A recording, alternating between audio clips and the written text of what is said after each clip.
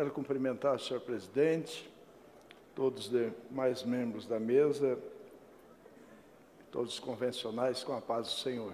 Amém. Quero louvar a Deus pela oportunidade que nós estamos tendo nessa tarde de estarmos juntos para aprendermos mais um pouco da palavra de Deus.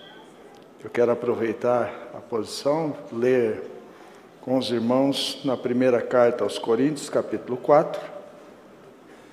Depois nós vamos falar um pouco dentro do assunto ao qual eu fui orientado.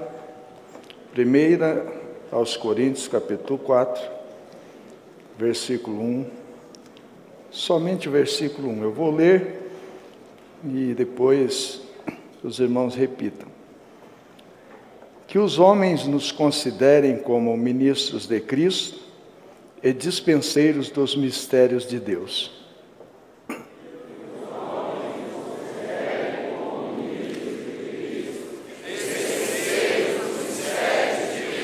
Muito bem, pode tomar assento.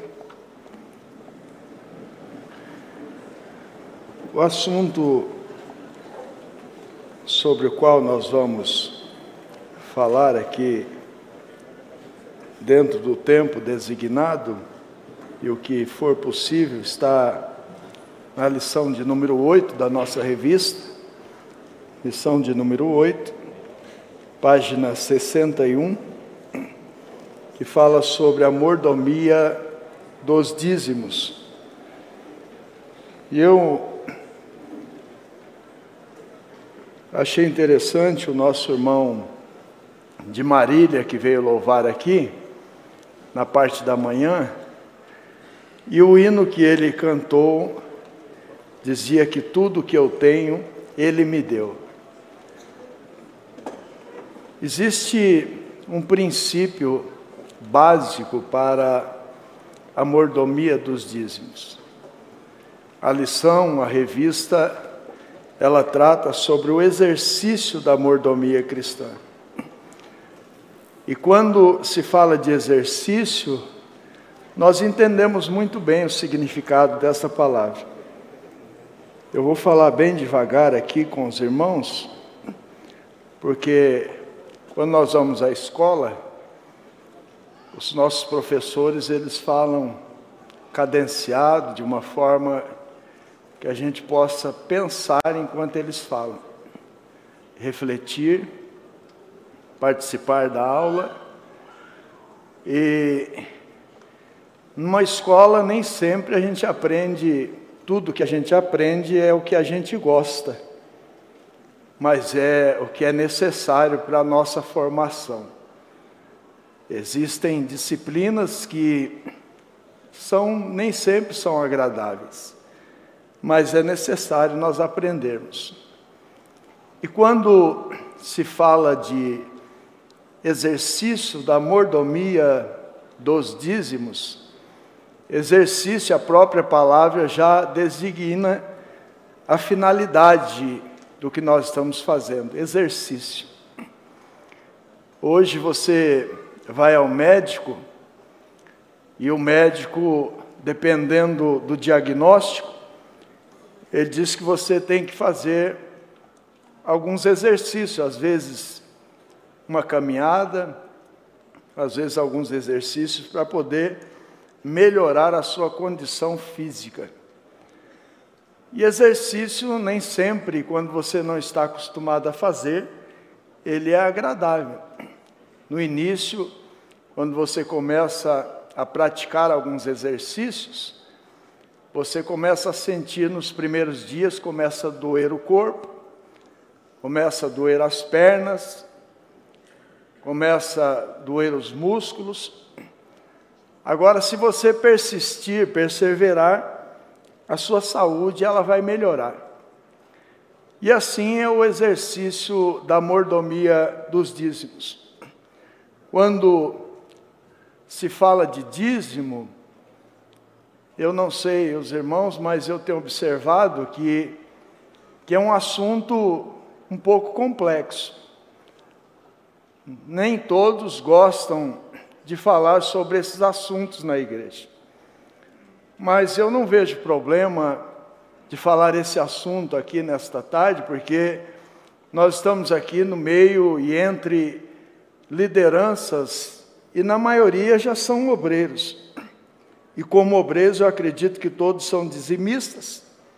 Então não vai ter muito problema de falar desse assunto, né? Agora, se tiver, porventura, alguém que ainda não está habilitado dentro desse exercício, já começa a puxar ferro aí, que vai chegar no nível. Então, quando nós falamos sobre o exercício da mordomia dos dízimos, e como eu disse, é um assunto complexo, e o assunto... Está aqui. Agora deu 70 aqui. E quando nós falamos sobre o exercício da mordomia dos dízimos, é um assunto, de uma certa forma, um assunto complexo. Um assunto que, às vezes, quando você começa a falar sobre dízimos na igreja, não generalizando, mas nem todos gostam de ouvir. Alguns já questionam, já murmuram, e é bom nós aprendermos o que significa murmuração, para a gente fugir dessa prática. Murmuração, no original, quer dizer mugido de boi. Então, quando você murmura de alguma coisa, você está fazendo como o boi, está mugindo como o boi. Então, é bom a gente aprender algumas coisas para a gente evitar essas práticas, né?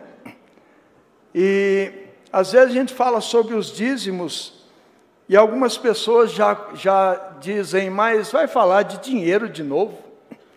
Já vem falar de dinheiro de novo? Eu desafio aqui qualquer um que está aqui a conseguir viver sem dinheiro. Você ficar sem dinheiro, sem receber, sem pôr a mão em nenhum centavo durante um ano. E vamos ver no final do ano o que vai dar da sua vida. Para nossa surpresa, quando você começa a estudar sobre este assunto, a Bíblia ela fala mais de dinheiro do que do céu. Você sabia disso? Fala mais sobre o dinheiro do que sobre o céu. Mas por que a Bíblia fala mais sobre o dinheiro? É justamente por causa do risco que o ser humano corre se ele não souber como administrar bem o seu dinheiro. É um assunto muito interessante para nós conversarmos aqui nesta tarde, sobre a prática dos dízimos. Só para nós começarmos a entender, Deus, Ele sempre separou no mundo espiritual, Ele sempre separou das coisas que Ele criou, alguma coisa Ele separou para Ele. Exemplo, quando Deus cria o homem, coloca o homem no jardim do Éden, Deus chama Adão e diz, Adão, você pode comer de todos os frutos que existem no jardim, somente da árvore do conhecimento do bem e do mal, desta você não pode comer. O que Deus estava fazendo? Deus estava separando, dentro daquele mundo abundante, alguma coisa para Ele. Alguma coisa que o homem pudesse olhar, pudesse ver, mas a orientação era não tocar. E quando, só para nós entendermos aqui sobre o que é a introdução do dízimo, o dízimo não é diferente. Quando se fala de dízimo, nós temos, dentro da mordomia do dízimo, nós temos, claro, nós sabemos que é uma ação material, mas não deixa de ter um cunho espiritual que envolve a prática e a mordomia do dízimo. E nós só conseguimos compreender, existem pessoas que têm dificuldade para compreender isso. Você abre hoje a internet, você vai fazer uma pesquisa sobre o que as pessoas pensam acerca dos dízimos, e você vê lá divergentes opiniões e comentários. Alguns a favores, mas na maioria são comentários contra a prática do dízimo, contra a mordomia do dízimo, contra a administração dos dízimos. E por que isso acontece? Eu não tenho dificuldade de entender por que é que estas pessoas se posicionam desta forma. Porque quando se fala de dízimo, nós encontramos oposições tanto de fora como de dentro da igreja. Lamentavelmente, talvez haja entre nós aqui hoje, sentado, participando, pessoas, irmãos, e por que não dizer até obreiros, que se colocam em oposição à mordomia dos dízimos. São diversas as situações que levam o ser humano a se comportar desta forma. E uma das maiores condições que levam o ser humano a exercer essa prática é a falta de conhecimento, é a falta de entendimento sobre o assunto, sobre o valor desta mordomia que nós devemos exercer.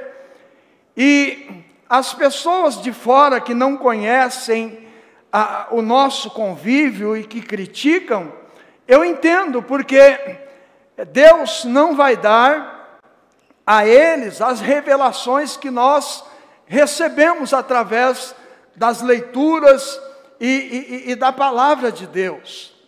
Quando a palavra de Deus diz: crescei na graça e no conhecimento, Deus nunca se agradou de nós crescermos mais de um lado do que do outro, não. A Bíblia nos orienta a nós crescermos na graça e no conhecimento. E só existe uma forma de nós conseguirmos entender, de nós conseguirmos aceitar esta doutrina, porque isso aqui não é imposição humana, não, irmãos. Isso aqui é doutrina bíblica.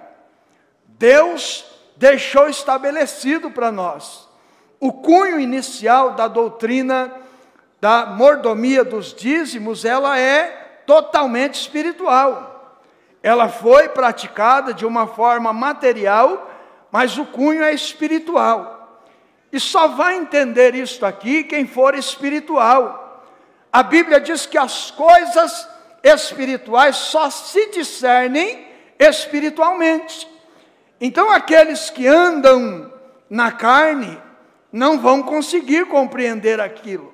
Não vão compreender isto aqui, porque é só a palavra de Deus que vai dar abertura para a nossa compreensão sobre a mordomia dos dízimos.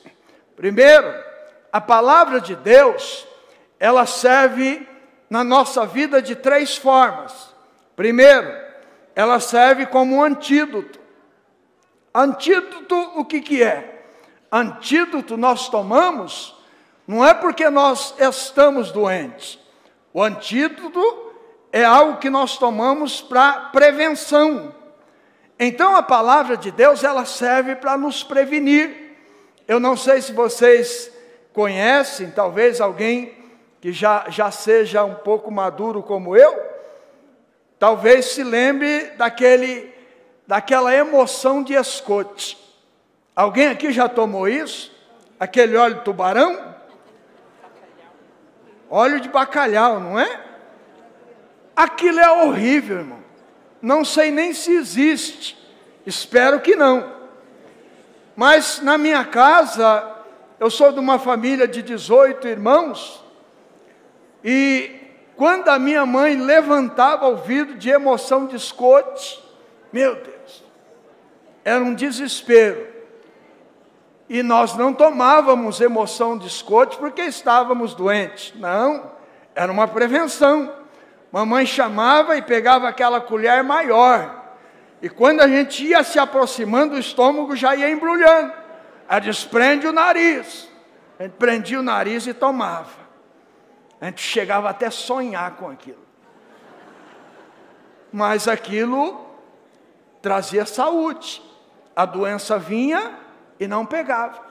Segundo, a palavra de Deus serve para nós como vitamina. Vitamina é algo que nós tomamos para nos tornarmos imune. Por que nós tomamos muito suco de laranja? Porque contém vitamina C e ela previne a gripe. Mas a palavra de Deus também ela serve como remédio. E remédio nós tomamos quando nós estamos doentes. E então, nesta tarde, você escolhe que situação você prefere receber a palavra de Deus. Como antídoto, como vitamina ou como remédio. O que nos interessa é recebermos a palavra de Deus. E nós só vamos entender estas coisas se nós aceitarmos a palavra de Deus. E isto aqui é muito importante, por quê? Porque a palavra ela vai desnudar todas as nossas dúvidas. A palavra de Deus ela nos esclarece.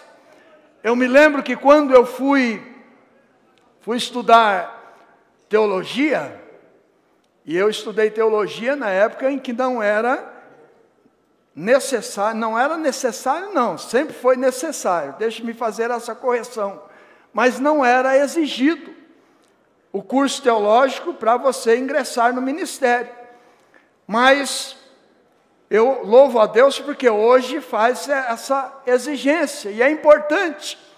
E então por que é que eu fui estudar? Porque eu aceitei Jesus, a igreja que eu congregava, ela foi suspensa, a escola dominical, por uma necessidade de construção. Uma igreja pequena, e eu ia para a igreja nos cultos de domingo e quinta-feira, e eu ouvia os irmãos pregarem a palavra, e eu ia anotando algo, eu levava uma caneta e um papel e ia anotando aquilo que os irmãos pregavam, que eu não entendia. E a igreja estava em construção.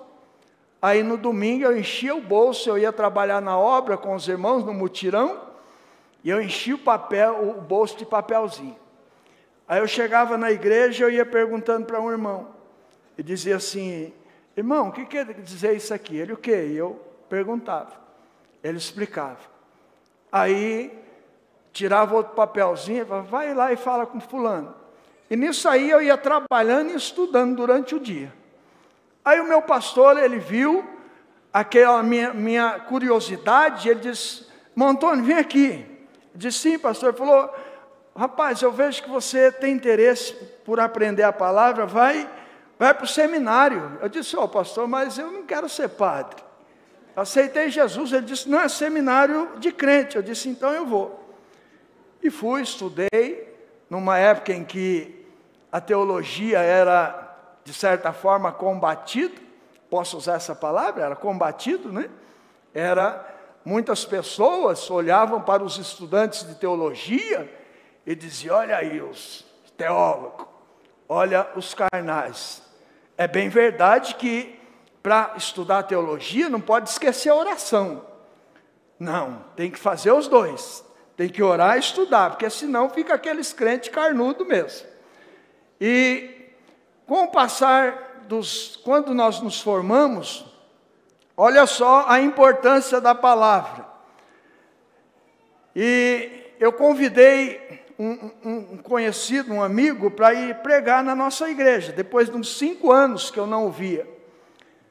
E nós incentivando os irmãos a estudarem teologia, os irmãos iam aceitando, nós nunca tripudiamos pelo fato de termos estudado, de forma alguma, nós compartilhávamos o aprendizado que nós tivemos, e isso ia despertando nos irmãos o sabor por estudar a palavra, e eles iam para o seminário. E eu convidei um indivíduo para pregar na nossa igreja, e quando ele assumiu a palavra, ele disse assim, irmãos, antes de começar a pregar, eu quero dizer uma coisa para os irmãos. Olha, os irmãos, não façam teologia. E nós lá, irmão, batendo, trabalhando, insistindo, para incentivar os irmãos a irem estudar teologia, e vem ele com um balde de água e... Por quê, irmãos? Porque eu fui estudar teologia e eu morri. Fiquei 2 anos desviado por ter ido estudar teologia. E aí ele pregou. Eu falei, e agora? Eu não posso deixar esse veneno na panela. Ele vai embora, depois eu vou ficar aqui com o veneno para ser destilado. Então eu vou ter que consertar isso. Aí ele sentou, devolveu a palavra. Eu disse, irmãos, o irmão, ele se confundiu numa informação. E aí a igreja acendeu o farol e disse, quando ele disse para os irmãos não estudarem teologia, que a teologia mata, ele não soube passar a informação. Ele disse que morreu quando foi estudar teologia. Eu disse, não é isso, é que ele falou uma coisa, mas ele não soube expor a verdade. Disse, o que aconteceu com ele foi que quando ele foi estudar teologia, ele já estava morto. E a palavra de Deus mostrou para ele a morte.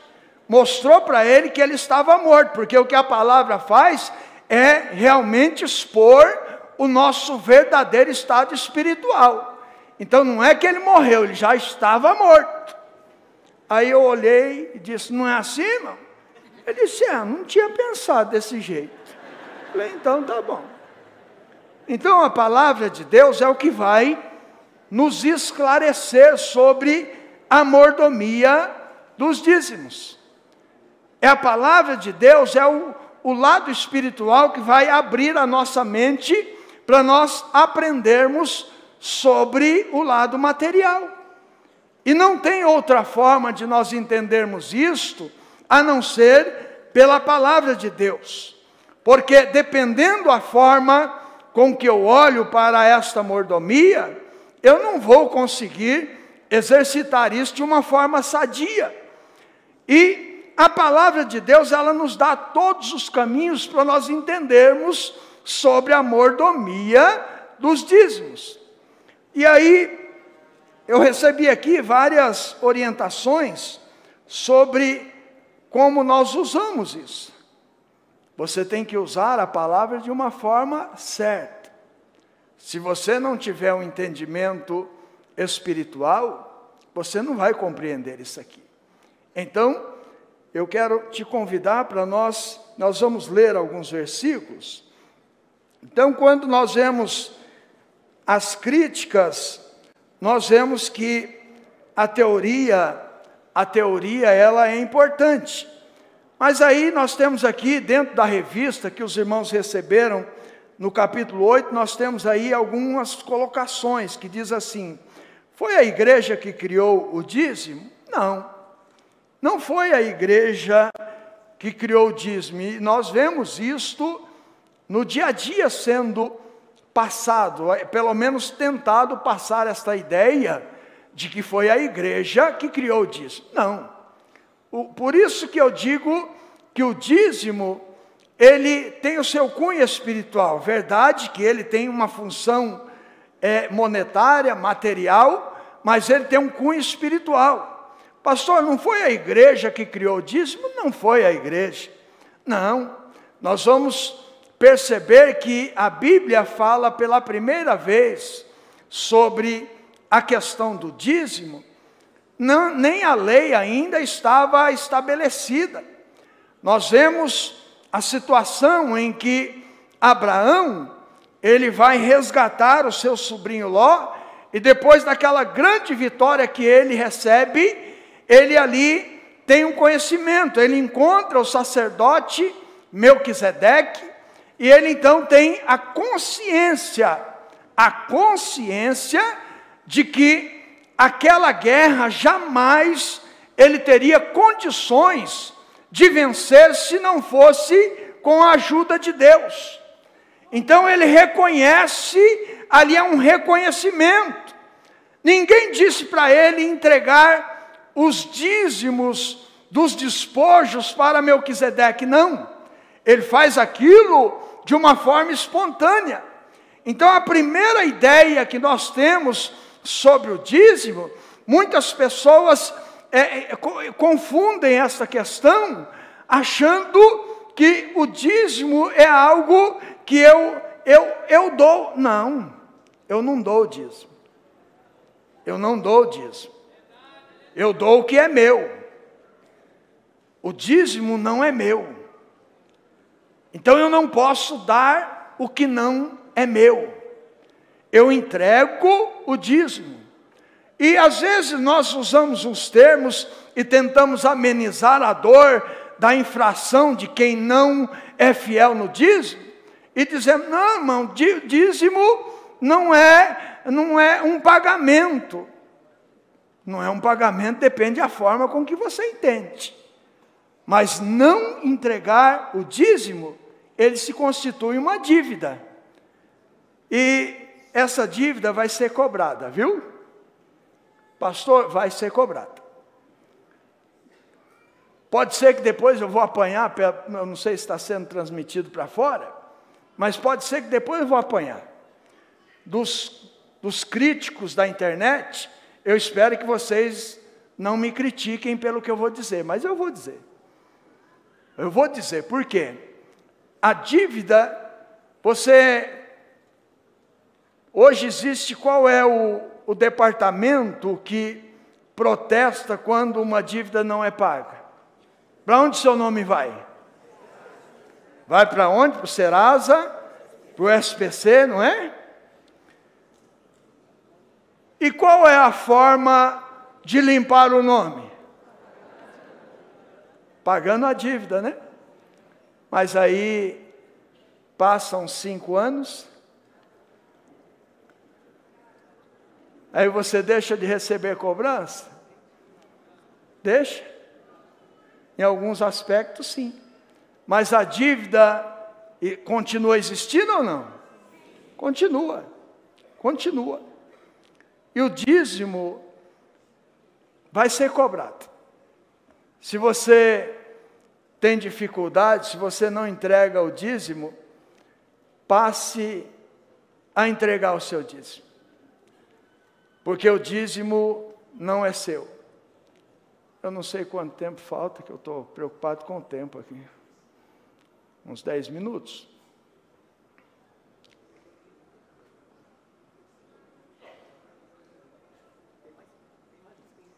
Mais 15? Puxa vida, que bom.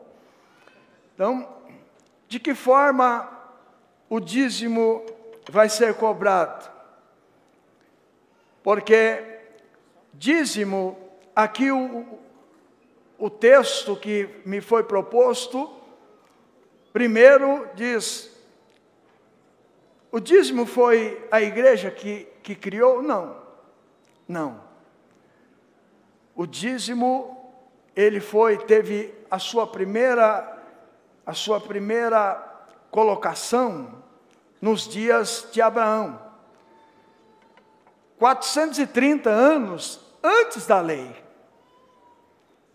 Então, podemos deduzir, podemos afirmar que o dízimo não foi criado pela lei. O dízimo foi incorporado na lei, ele foi ordenado pela lei. E alguém pode dizer assim, mas pastor, se o dízimo, ele era antes da lei, e ele foi incorporado à lei, então, com a vinda de Cristo, eu estou desobrigado a dizimar. Não é verdade, por quê? Porque o dízimo, ele foi incorporado, ele fazia parte da lei cerimonial. Fazia parte da lei cerimonial. E nós vemos duas coisas acontecendo. Nós vemos a questão da lei cerimonial, nós vemos a questão da circuncisão, que é contestado, é usado para contestar também a questão da mordomia dos dízimos, e nós vemos que a circuncisão, ela foi substituída por quê? O que substituiu a circuncisão no Novo Testamento? visto que hoje não existe mais a circuncisão. O que foi que substituiu a circuncisão? Os alunos da escola dominical. Quem disse o batismo? O batismo. O batismo substituiu a circuncisão. Agora, eu te convido, eu te desafio a você me mostrar, dentro da palavra de Deus, o que foi, e temos outra. Nós tínhamos a Páscoa, e a Páscoa foi substituída pelo quê? Pela ceia. Hoje nós não participamos da Páscoa. Hoje nós temos a ceia. A ceia substituiu a Páscoa, visto que o batismo substituiu a circuncisão.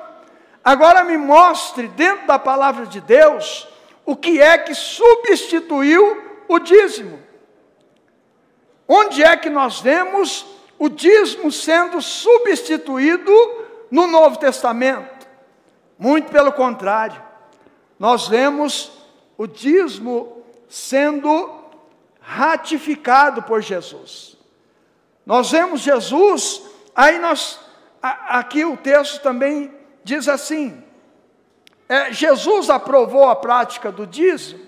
Claro que aprovou a prática do dízimo. Nós vemos Jesus, aí existe um texto, que nós vamos ler ele, e dependendo da forma, nós interpretamos, às vezes, a palavra de Deus, nós não podemos distorcer, nós não podemos confundir aquilo que a Bíblia diz, nós não podemos querer colocar dentro da palavra aquilo que não existe. Nós não temos o direito nem de tirar e nem de acrescentar o que a palavra diz. Agora, quando nós vemos aqui, Jesus, porque deixe-me falar algo aqui importante, antes de citar esse texto de Mateus. O dízimo, ele só vai ser compreendido dependendo da forma com que você vê Jesus. Como que você vê Jesus?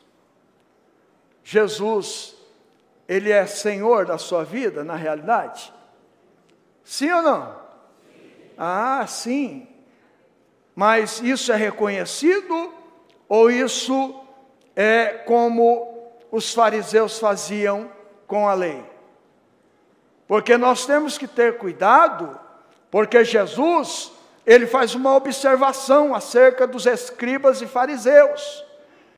Ele diz para o povo, olha, tudo o que eles vos ensinam, vocês obedeçam. Tudo o que eles dizem para vocês praticarem, vocês pratiquem.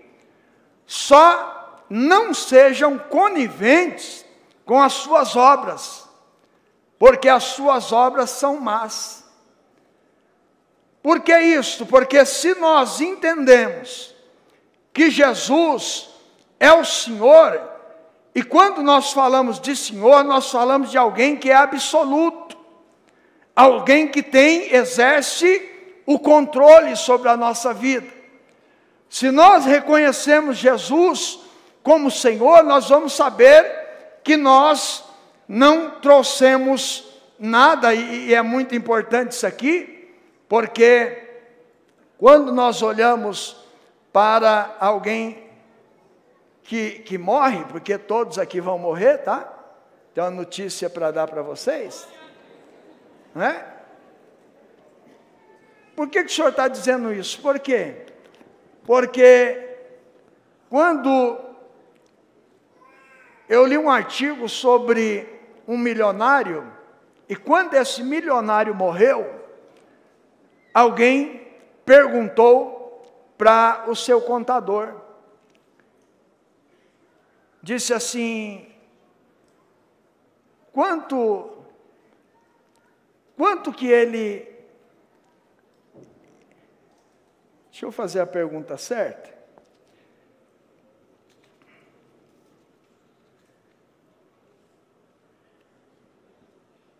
Quanto ele deixou? Foi a pergunta que fizeram para ele. Quanto ele deixou? Qual foi a resposta que vocês acham que o contador dele disse? Quanto ele deixou?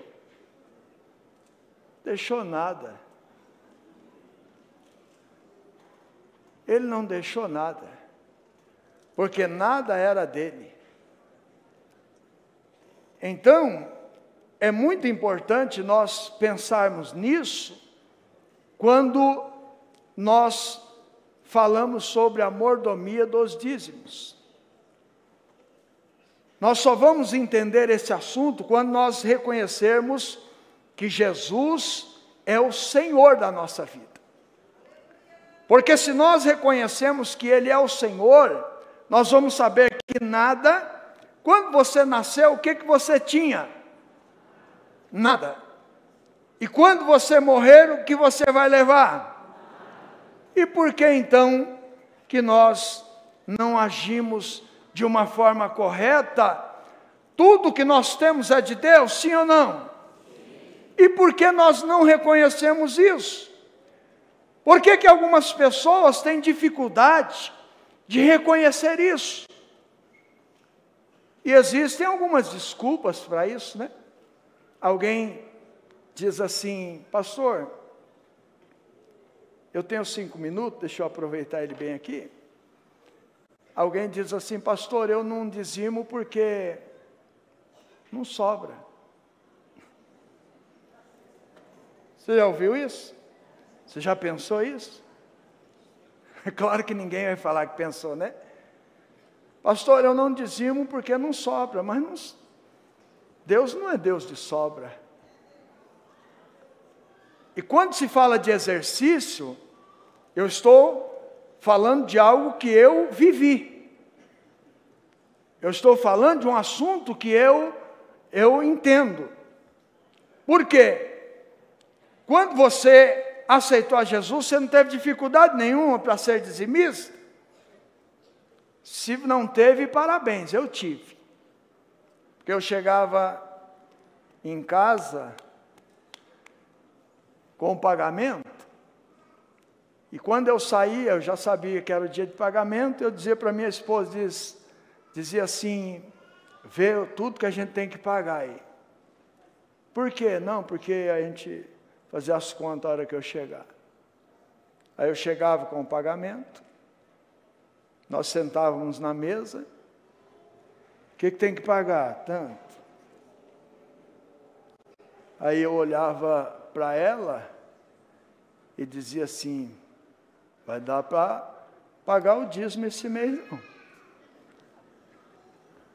Aí ela fazia assim. E você sabe, quando a sua esposa faz assim,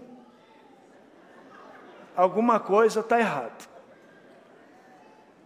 E eu ficava incomodado. Por que você está fazendo assim? É porque você está começando da forma errada. Como?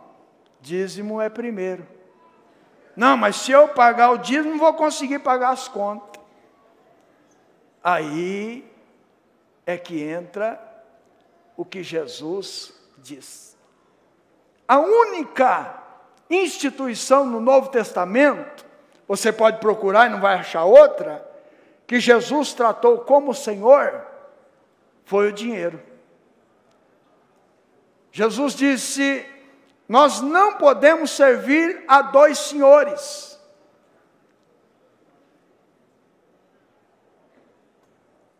E quais os 2 senhores que Jesus estava colocando? Ele diz: não podemos servir, não pode servir a Deus e a Mamon. Quem era Mamon? Era o Deus das riquezas. Então, e outra, a Bíblia diz que onde está o teu tesouro, aí está o que? A tua mente? O teu coração. Provérbios 4:23 diz o seguinte: de tudo o que se deve guardar, guarda o teu coração, porque dele procedem as saídas da vida. Os homens da atualidade, a ciência, diz que o centro diretor das atividades humanas é o cérebro. Mas a Bíblia diz que é o coração, e eu creio que é o coração mesmo, porque se Deus falou que é e acabou. Agora, onde está o teu coração?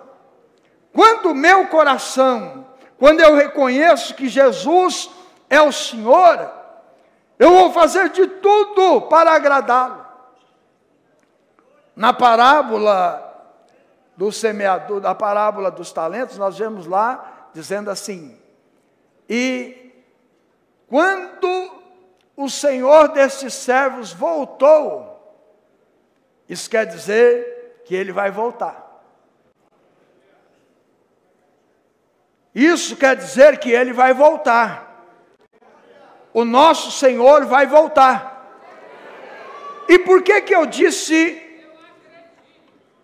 E é bom acreditar mesmo.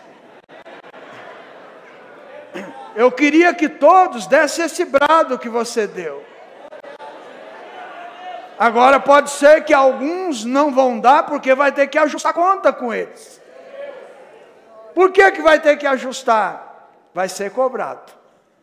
Depois, se você quiser saber mais, você me procura, que eu vou te explicar por que vai ser cobrado, mas eu vou falar como. Vai ser cobrado lá no galardão. Você está pensando que Jesus erra a conta? Não erra, não.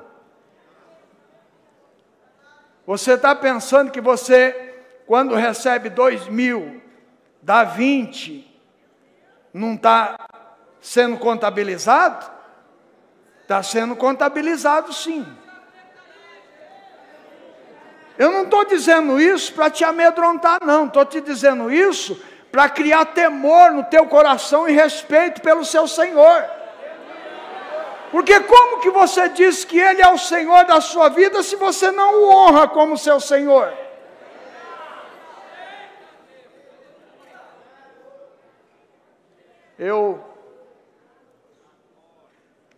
Dízimo é dízimo. Oferta é oferta. Tem gente que dá o dízimo com o protocolo de oferta. Mas Deus não recebe, não. Sabe quem faz isso? São os avarentos. Por quê? Vou explicar. Não deu tempo, pode ser que depois você me convidar para ir na sua igreja, eu vou explicar isso aqui. Vou explicar. Deus, Ele vê que nós, porque aqui nós, tudo liderança, tudo formadores de opinião. Então a saúde espiritual e financeira da nossa igreja depende, não é só do pastor, não. Depende de cada um de nós que estamos aqui hoje. Porque nós somos formadores de opinião. E tem gente que faz, sabe o que faz com o dízimo? Tem gente que às vezes redireciona o dízimo. Pega o dízimo e coloca no departamento do qual ele faz parte. Ou que ele lidera. E eu estou dizendo de coisa que eu sei. Eu não estou inventando.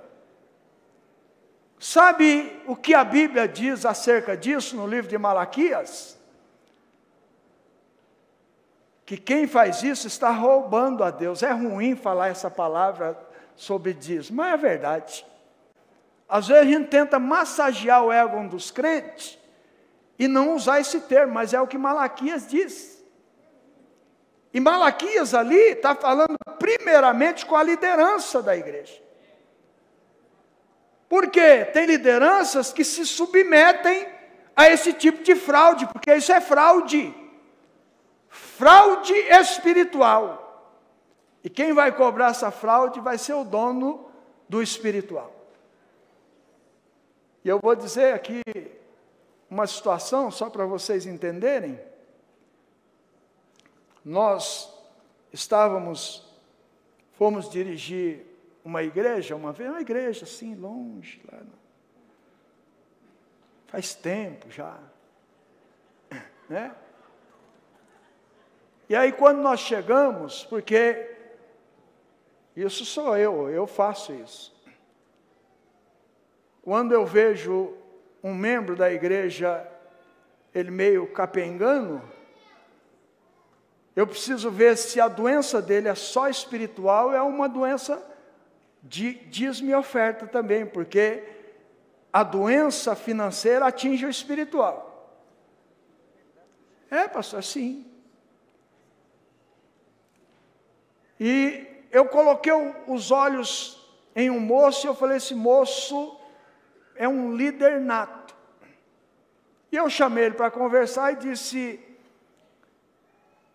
rapaz, você é obreiro? Ele disse, ainda não, pastor. Eu disse, poxa, não.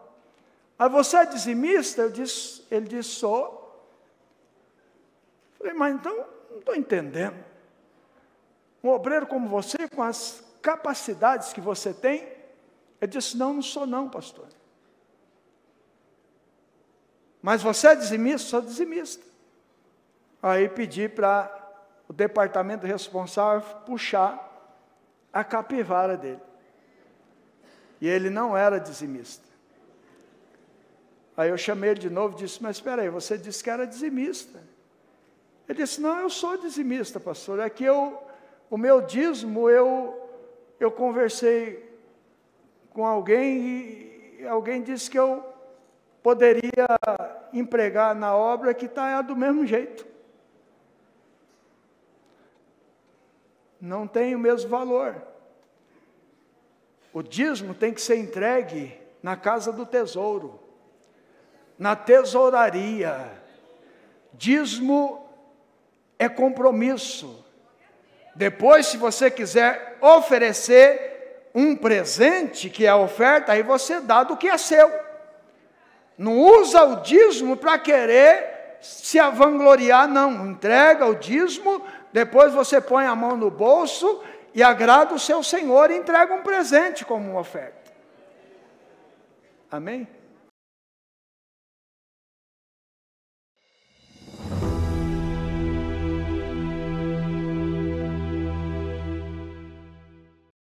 AD Perus, desde 1947, abençoando o Brasil.